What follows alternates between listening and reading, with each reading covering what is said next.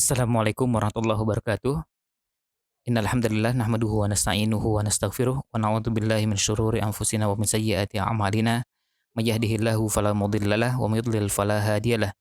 Wa asyhadu an la ilaha illallah wahdahu la syarikalah wa asyhadu anna Muhammadan abduhu wa rasuluh.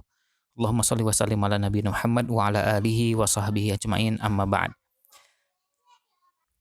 Alhamdulillah pada kesempatan Ahad pagi ini kita kembali dipertemukan oleh Allah Subhanahu wa taala dalam kajian tafsir Al-Quran di Masjid Kampus UGM. Pada kesempatan pagi ini, di bulan Muharram 1442 Hijriah, kita melanjutkan bahasan tafsir surat Al-Fatih di juz 26. Surat Al-Fatih adalah surat ke-48. Yang pada kesempatan pagi ini kita akan masuk pada bahasan ayat ke-13 dan 14. Kita lihat sama-sama ayatnya. Seperti biasanya kita akan coba baca terlebih dahulu ayatnya, kemudian kita coba terjemahkan, lalu kita akan pelajari kandungan yang terdapat pada dua ayat ini. Kita lihat di ayat ke-13 Allah SWT berfirman, A'udzu billahi minasyaitonir rajim, wa man lam yu'min billahi wa rasulih.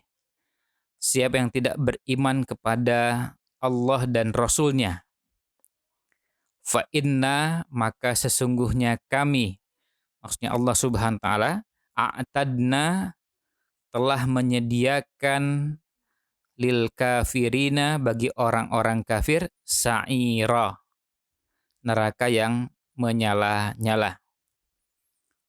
Walillahi mulkus samawati wal ard, dan bagi Allah lah, milik Allah lah, mulkus samawati wal ard, kerajaan langit dan bumi. Jadi hanya kepunyaan Allah lah kerajaan, kekuasaan yang ada di langit dan di bumi. Yaghfiru liman yasha, Allah mengampuni hamba-hambanya yang Ia kehendaki, wa yu'adzibu man yasha, dan Allah mengazab hamba-hambanya yang Ia kehendaki. Wa kanallahu ghafurur rahimah, dan Allah adalah zat yang ghafuran, maha pengampun, rahiman, maha penyayang. Ini dua ayat yang insya Allah akan kita kaji bersama pada kesempatan hari Ahad ini. Kita akan coba lihat kandungan yang terdapat dalam ayat yang terdapat di surat Al-Fatih ini. Ayat ke-13 dan ke-14. Surat Al-Fatih, surat ke-48 di juz 26. Di ayat ke-13, Allah SWT berfirman, wa man lam yu'min billahi wa rasulih. Siapa yang tidak beriman kepada Allah dan Rasulnya. Sebagian ulama tafsir menyebutkan bahwa yang dimaksud dengan ayat ini adalah orang-orang kafir, yaitu mereka yang tidak beriman kepada Allah di kalangan orang-orang kafir. Seperti yang kita dapati di beberapa tafsir, baik terdahulu maupun di tafsir di kalangan ulama sekarang, seperti tafsirnya Wahbah Zuhaili, tafsir Al-Munir. Beliau langsung menggunakan ungkapan bahwa Allah SWT selanjutnya memberitahukan hukuman bagi orang-orang kafir. Dan firman-Nya, wa man lam yu'min billahi wa rasulih fa inna a'tadna lil kafirina sa'ira. Siapa yang tidak beriman kepada Allah dan Rasulnya, tidak memurnikan amal hanya untuk Allah Subhanahu wa taala secara lahir dan batin, sebagaimana yang telah diperbuat oleh orang-orang yang tidak ikut tersebut, tidak ikut berjuang, maka balasan bagi mereka adalah siksaan berupa neraka yang menyala-nyala, sa'ira, dan api yang berkobar dahsyat yang Allah sediakan untuk mereka sebagai balasan atas kekafiran mereka. Nah, tapi sebagian ulama yang lain memasukkan bahwa makna kafir atau yang tidak beriman di sini adalah yang tidak beriman baik secara lahiriah maupun secara batiniah. Maksudnya, maksud di dalamnya adalah orang munafikin. Orang munafikin, maka kemudian ini disebutkan sebagai bentuk penegasan bahwa ketika mereka aslinya dalam kekufuran, tapi berpura-pura dan menampakkan keislaman mereka. Artinya mereka sebetulnya dalam kekufuran. Tapi mereka berpura-pura menampakkan keislaman. Tapi dalam hati mereka, sebenarnya mereka tidak beriman kepada Allah dan Rasul-Nya. Maka wujudnya bisa dalam bentuk mereka tidak mau beriman kepada Allah Subhanahu wa taala baik secara lahir dan batin. Tidak sepenuhnya mau tunduk dan beriman kepada Allah Subhanahu wa taala baik secara lahir dan batin. Nah, ini menunjukkan kepada kita bahwa orang munafikin dimasukkan dalam satu shaf dengan orang-orang kafir. Karena munafik yang nifak akbar, munafik yang masuk ke dalam nifak akbar, mereka pada hakikatnya adalah orang-orang yang sama dengan orang kafir. Pada hakikatnya mereka adalah tidak beriman kepada Allah, cuma bedanya orang-orang kafir dengan terang-terangan. Sementara orang munafik, mereka sembunyi-sembunyi meskipun juga ketahuan. Mereka berpura-pura meskipun juga akhirnya tersingkap kebohongan, kepura-puraan mereka. Maka dimasukkan dalam satu shaf, dan seperti yang sudah ada pada beberapa ayat yang terdapat di awal surat Al-Fatih ini, kita dapati penjelasan bagaimana Allah SWT memposisikan munafikin, munafiqat dengan musyrikin, musyrikat, mereka kafirin, kafirat sama dalam satu shaf, dalam satu barisan.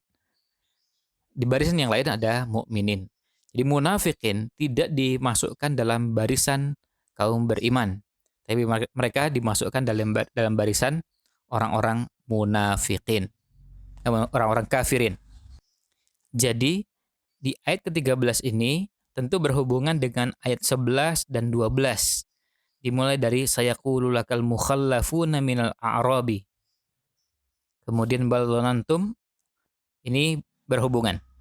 Jadi mereka sebenarnya adalah orang-orang yang tidak beriman kepada Allah dan Rasul-Nya. Sehingga mereka punya prasangka yang buruk terhadap Allah dan Rasul-Nya.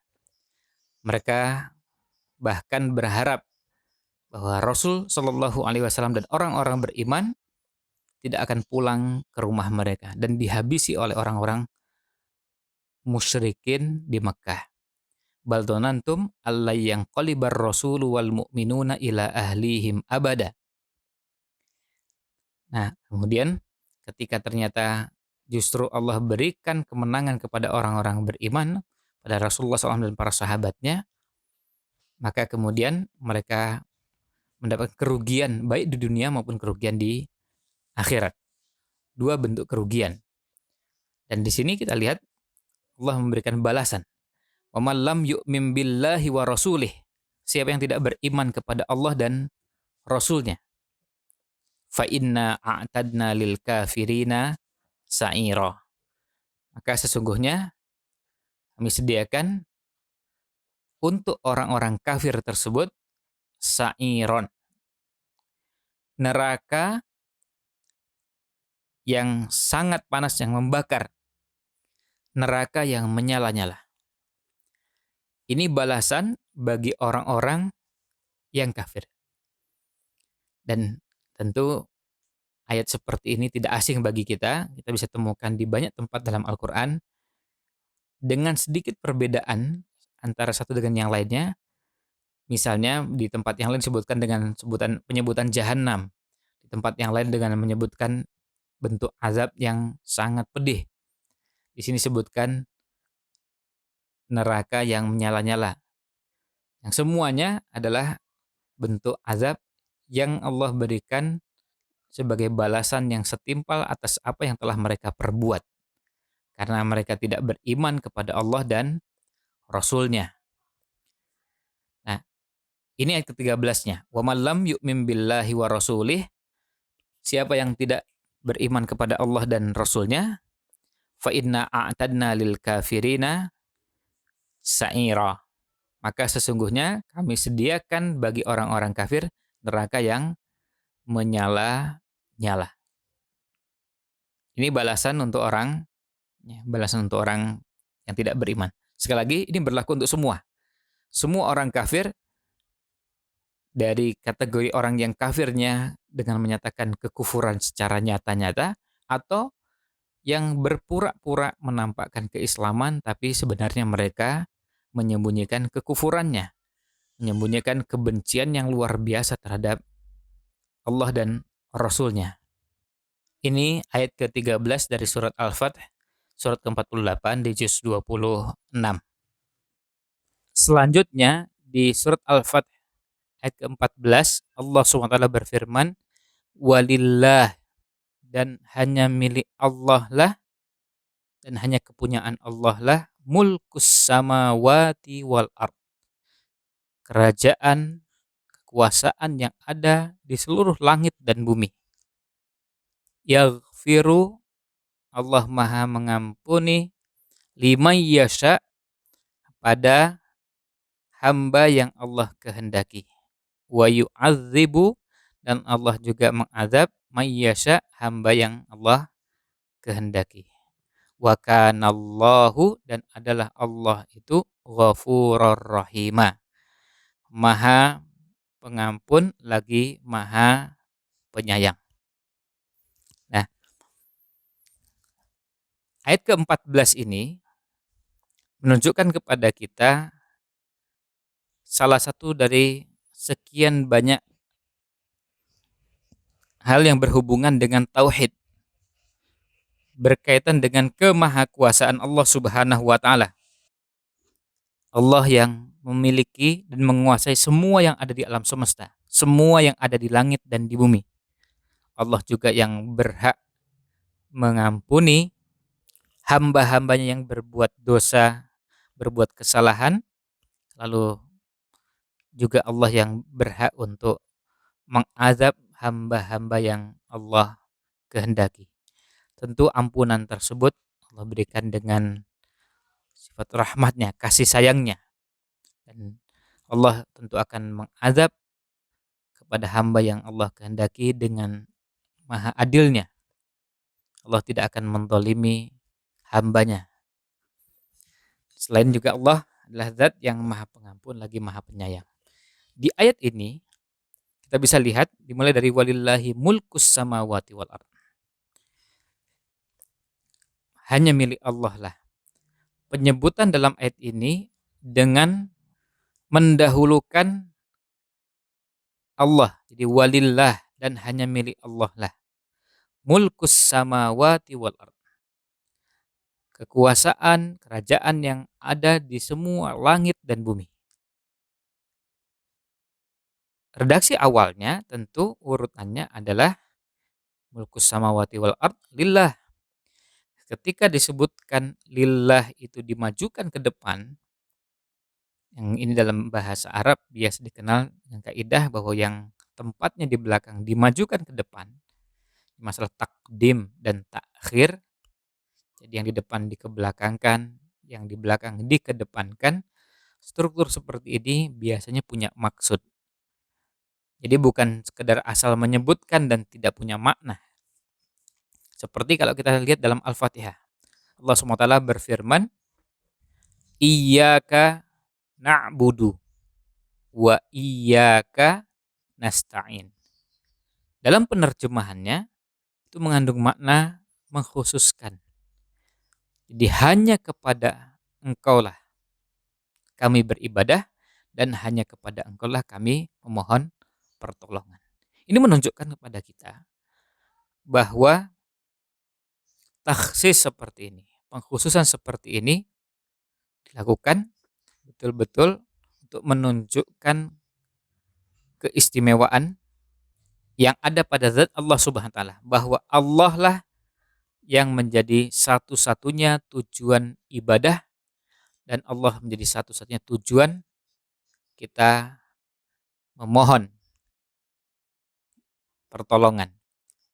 Tidak ada satupun yang menjadi tujuan ibadah selain Allah SWT. Sehebat apapun, secanggih, sepintar, dan semua sifat-sifat kelebihan yang ada, ketika disandingkan dengan Allah SWT, maka semuanya tidak ada nilainya. Semuanya tidak bisa disandingkan disejajarkan dengan Allah Subhanahu wa taala. Mendekati pun tidak. Jadi ini betul-betul mengkhususkan bahwa ini hanya milik Allah Subhanahu wa taala.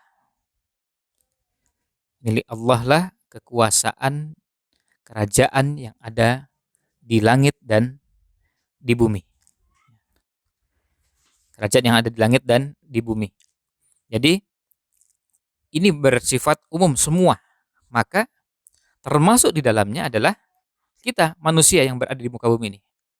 Kita bisa bayangkan betapa luasnya, betapa besarnya ciptaan Allah yang namanya langit dan bumi ini.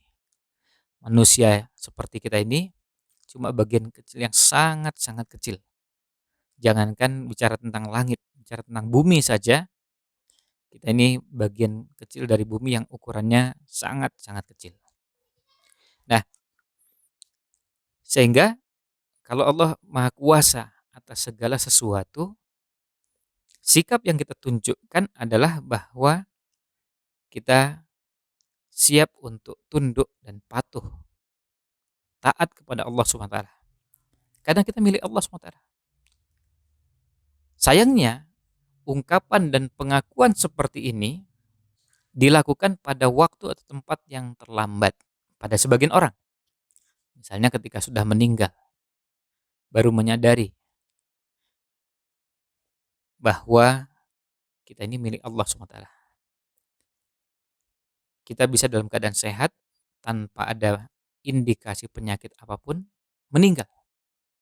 Sebaliknya ada yang sakit dan sakitnya bisa sangat parah yang menurut perhitungan dengan ilmu yang dimiliki oleh manusia peluang hidupnya pendek.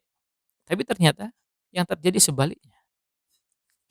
Dan hal-hal seperti itu untuk menunjukkan kepada kita betapa maha kuasanya Allah Subhanahu wa taala. Tentu orang berusaha mencoba mencari penjelasannya bisa saja. Tapi itu semua menunjukkan kemahakuasaan Allah Subhanahu wa taala. Tadi kita sampaikan kadang-kadang yang disayangkan adalah orang terlambat meyakini seperti ini sampai akhirnya menyesal di waktu penyesalan tersebut tidak bermanfaat. Nah, sekarang inilah kesempatan bagi kita untuk berbenah. Ketika kita menyatakan inna lillahi wa inna ilaihi raji'un, sesungguhnya kita ini hanyalah milik Allah dan kita semuanya akan kembali kepada Allah SWT. Maka kita kembali kepada Allah SWT dengan pengakuan, dengan kesungguhan bahwa kita benar-benar hanya milik Allah SWT. Kita ini gak ada apa-apanya. Kita tidak bisa berbuat apa-apa di hadapan Allah SWT. Kalau Allah menghendaki, tidak seperti yang kita kehendaki. Semua kehendak Allah pasti terjadi, tapi tidak semua kehendak kita terjadi. Ada yang bisa terjadi dan ada yang tidak terjadi. Jadi betapa lemahnya kita ini di hadapan Allah Subhanahu wa taala. Maka jangan sekali-kali berpikir untuk menentang ketentuan Allah Subhanahu wa taala. Karena hanya Allah lah yang sanggup mengatur dan sanggup berbuat untuk semua makhluknya. Allah yang jika menghendaki maka semua itu pasti terjadi, dan jika Allah tidak menghendaki semua tidak akan terjadi.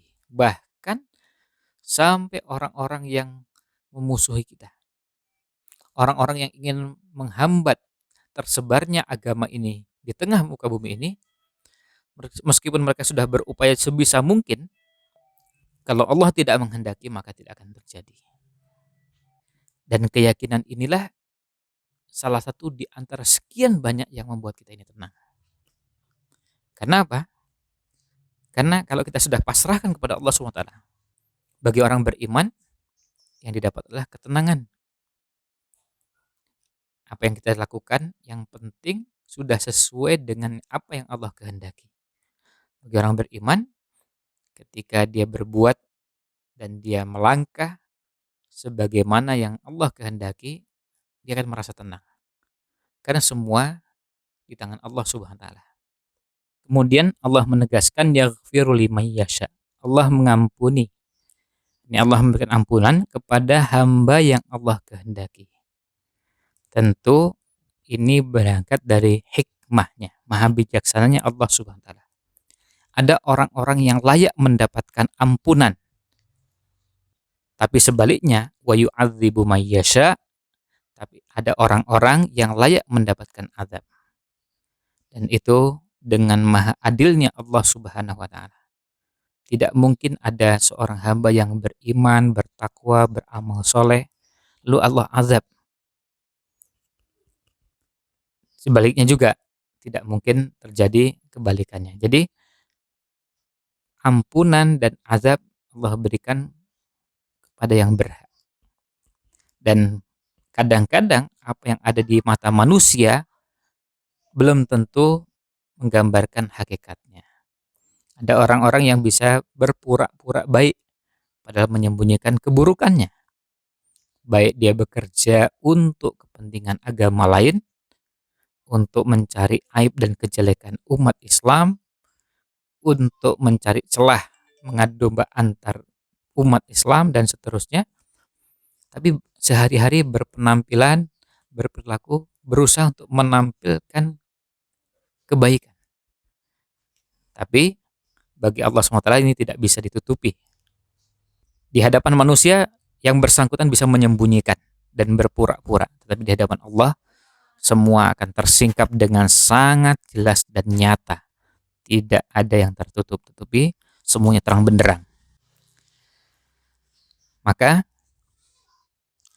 bagi kita, selain keimanan yang kita miliki, modal yang penting adalah dibarengi dengan ketakwaan, dengan bukti amaliyah, dengan menjalankan perintah, menjauhi larangan. Ini yang kita bisa lakukan, karena Allah akan memberikan kepada yang berhak, baik ampunan maupun azabnya. Kemudian di ayat ke-14 surat Al-Fath ini Allah menutup dengan firman-Nya, wa kanallahu ghafurur rahima, dan Allah adalah zat yang maha pengampun lagi maha kasih sayang. Allah maha mengampuni hamba-hambanya yang Allah kehendaki, dan Allah juga memberikan kasih sayangnya kepada hamba-hambanya yang Allah kehendaki. Ini menunjukkan kepada kita bahwa semua itu di tangan Allah Subhanahu wa ta'ala.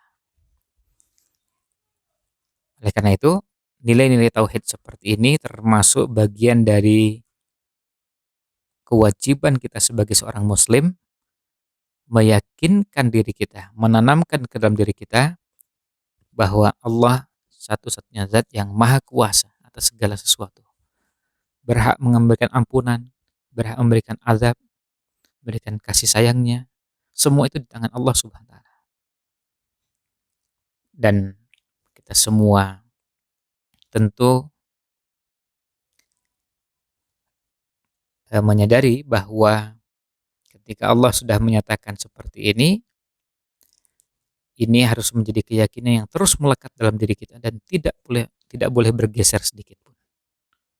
Keyakinan yang harus tetap ada dalam diri kita bahwa Allah satu-satunya zat yang maha kuasa atas segala sesuatu, maha kuasa atas hambanya. Dan ketika kita menyatakan inna lillahi wa inna ilaihi raji'un, kita meyakini bahwa kalimat itu bukan sekedar diucapkan, tapi kesadaran. Mumpung usia masih Allah berikan, nafas masih Allah berikan, umur masih Allah berikan, kesehatan masih Allah berikan, maka gunakan sebaik-baiknya. Bahwa kita berbuat ini hanya untuk Allah SWT.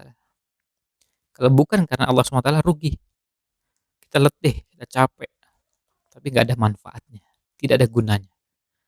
Kita berbuat ini semuanya hanya karena Allah SWT. Karena dengan cara itulah kita akan merasakan bahwa kenikmatan yang ada di alam semesta ini bisa kita nikmati kalau berada dan berjalan di atas rambu-rambu yang telah Allah gariskan. Nah, inilah ulasan untuk dua ayat di surat Al-Fath, ayat 13 dan 14. Mudah-mudahan bisa menjadi penguat keimanan kita, menjadi penyemangat dalam beramal, dan mudah-mudahan ini sebagai bahan bagi kita untuk terus berbenah dan mengokohkan keteguhan keyakinan yang selama ini sudah kita bangun, bahwa Allah adalah satu-satunya zat yang maha kuasa atas segala sesuatu. Allah adalah satu-satunya zat yang bisa berbuat apa saja pada hambanya. Sehingga kita tidak merasa sombong, kita tidak merasa angkuh, merasa hebat, merasa berkuasa di mata manusia. Sementara ketika Allah menghendaki, Allah bisa membinasakan kita dengan sesuatu yang sangat sepele. Allah bisa membinasakan kita dengan makhluk yang kecil dan kita tidak berdaya sampai akhirnya meninggal dunia. Tapi ketika Allah menghendaki, kita juga menjadi sangat kuat. Juga itu semua di tangan Allah Subhanahu wa Ta'ala. Jangan sekali-kali berpikir bahwa kekuatan itu akan dicari dari zat yang lain. Carilah kekuatan dari zat yang maha kuat, Allah Subhanahu wa Ta'ala. Dan kita memohon agar Allah Subhanahu wa Ta'ala membimbing kita dan membuat kita istiqomah di jalannya. Kita cukupkan, mudah-mudahan ada manfaat. Mohon maaf jika ada yang kurang berkenan. Subhanakallahumma wa bihamdika asyhadu an la ilaha illa anta astaghfiruka wa atubu ilaik. Wassalamualaikum warahmatullahi wabarakatuh.